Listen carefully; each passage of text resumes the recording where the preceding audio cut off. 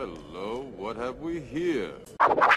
Hey, what it do? It's your boy Lambo Calrissian here, and I'm finna learn you something today about Build. At the time of this recording, only one episode of Build has been released so far, with the second episode coming up within a few days, so I feel that this is a perfect time to check out and look at what Build is in terms of power. The show itself was absolutely amazing, but since we're starting Build together all at the same time, I figured let's just follow his powers together all at the same time. Now, although only his first episode came out, there's a lot of information on this dude already. Like, it's fucking ridiculous how so much is out in such a short span of time. Like, I have info on forms that we haven't even seen yet, and it's too much energy or too much just to kind of comprehend on itself. So I propose we do this. Hopefully I can start putting these out once a week, and what we're going to do is we're going to look at all of Build's abilities as they stand from the episodes we see in the series. Some of this might be filled with spoilers, so if you haven't seen the first episode, definitely go check it out.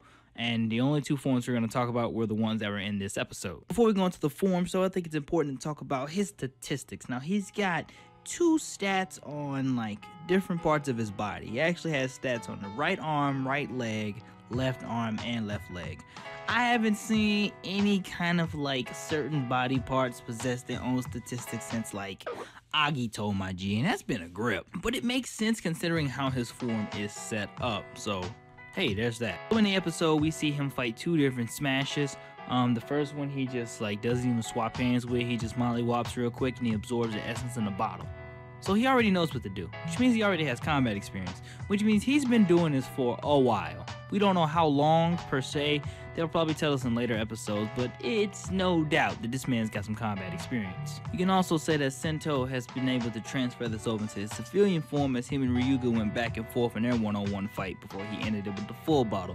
Dare I say they were swapping hands up until that point. Now, we don't know how many full bottles he has currently or how long he's been doing this, but we know he's been doing it for a while because he gets the hang of the transformations. He knows how to use the full bottle augmentations in civilian form, as he's seen when he did a smooth pop swift kick to Ryuga, and you can really see with the battle with the smash at the end of the episode how his combat experience really comes into play. Sliding straight into the forms, we saw the best match of Rabbit Tank and the trial form of Harinezumi Tank. Yeah, I can make fun of me that up in the comment section, I don't care.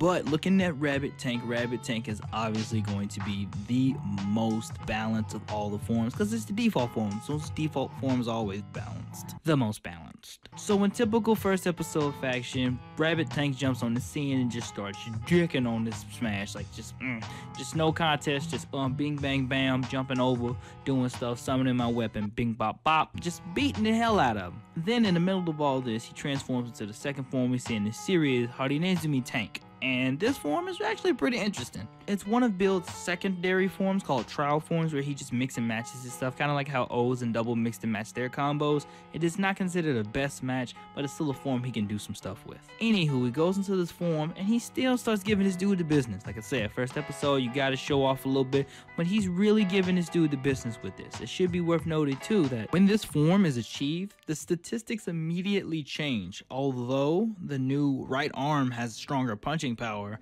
the left arm gets weaker. Like, all of the stats change, like overall or worse in comparison to Rabbit Tank. So I think that's pretty interesting. Like, these modes are good situationally, but they're not overall stronger than like best matches. So he switches back to the primary form, does his finisher, bing bada boom by the end of the smash, and that was it. The most important thing to realize about all of that is this: his combat experience played a huge role in it. Like, it's ridiculous. We don't know how long he's been doing this for, but he's been doing this for a while. So it makes sense that he's so good at doing it. But the biggest thing about figuring out how strong he really is overall as a whole is figuring out how strong the Smash are. Now, there's no ranking system or no league system or anything like that that lets us know what's the difference between a grunt and a full-fledged, powerful, almighty Smash. So for all we know, he could be battling generals, or he could just be battling the grunts. Who knows? Obviously, he's not really fighting the generals, but you know what I mean. So until we get more episodes figuring out how the Smash function and work and even how they're created, that's a strength thing we're gonna leave out until we get to it. But overall, I think he's amazing. As it stands, Sento Kiryu is a full cool with it. The boy know what he doing, and I'm digging him. I'm really liking this. At the time of this recording, we haven't seen him with his fight with Night Rogue, so I don't know how he'll stack up comparatively to that, but I hope we get to see some good hand swapping, or at least a body bag, preferably on Night Rogue's part, so we can figure out where he is in terms of power. So we got a scale to build with. But hey, yeah, this was a very bare minimum naked power scale. I was kind of all over the place because we don't have like a whole lot of information in terms of story to relate to power. But if this is something you guys want me to do weekly for build, let me know in the comments section below. I'm working on more power scale stuff, so you might get an Amazon's one in the foreseeable future with a homeboy of mine. I ain't gonna say his name, but the nigga talk about common drivers and shit. So hey, you know, that might be pretty interesting. If you like this video, don't hesitate to give it a like, subscribe to the channel for more Kamen Rider and Super Sentai weekly goodness, and let me know in the comment section below, who do you want me to power scale in the foreseeable future? We might try to hold out on the verses, but we'll definitely try to do some power scaling here and there to figure out where we at with a lot of people. And I hope if you guys like to build stuff, let's keep doing it. I'm Lambo Calrissian reminding you guys to keep calm and Toku on.